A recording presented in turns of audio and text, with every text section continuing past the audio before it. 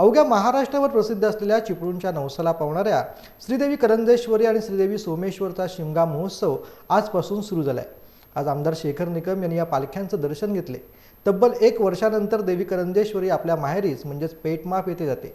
आज या दोन्ही चांदीच्या पालख्या मंदिरातून निघून प्रथम एका मुस्लिम मानकरी चौगुले यांच्याकडे जातात, मग गोविंदगडावरती बहीण रेडजाईची भेट घेऊन पेठमापकडे जाते। रात्रभर पालखी दर्शन सोहळा या ठिकाणी सुरू राहतो। सकाळी होमाला प्रदक्षिणा घालून सहाणेवरती या पालख्या बसतात। रविवारी 24 तारखेला नवसाचे नारळ म्हणजे शेरणे शोधण्याचा कार्यक्रम देखील संपन्न होतो। या कार्यक्रमाला लाखो भाविक येतात। मग 25 रोजी गोवळकोटकडे पालख्या प्रस्थान करणार आणि रात्री 8 वाजता मंदिर प्रदक्षिणा घालून शिमगोत्सव संपन्न होणार। नवस जिंकणाऱ्या करंजेश्वरीला साकडे घालण्यासाठी अनेक राजकीय मंडळी उत्सवाला येऊन दर्शन घेतात। इतिहास असं की बघा, हा खूप पूर्वीचा इतिहास आहे। म्हणजे आता मला थोडीशी माहिती रेलेकर सरांनी सुद्धा दिली।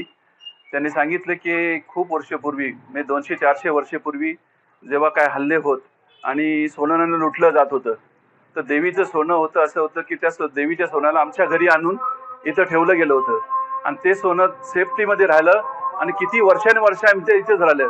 नंतर आमच्या इथून इथे यायची पालखी आणि मग तिला ती सोनं पेनवून जात तिला घालून देत होते आणि मग ती पालखी इथे यायची आणि मग पालखी इथून त्यांची परमिशन व्हायची आणि मग इथून निघायची। अशी एक जुनी प्रथा आहे। हो, बाय म्हणता आम्ही बायच म्हणतो की बघा, आतुर तर खरं सांगतो की आज सकाळपासून आम्ही कुठे गेले नाही।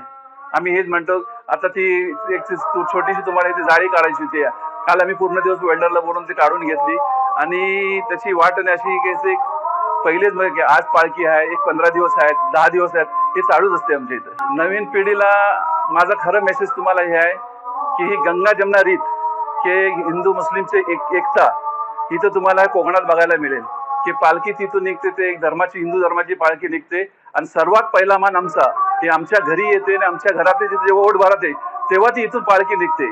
आता हे इथे जे गंगा जमुना साथ इथं एवढ्या चांगल्या रीतीने चाललेलं आहे, हे लोकांसाठी एक मिसाल आहे आणि लोकांनी ह्याच्याबद्दल मिसाल घेऊन हे मान कायम ठेवा।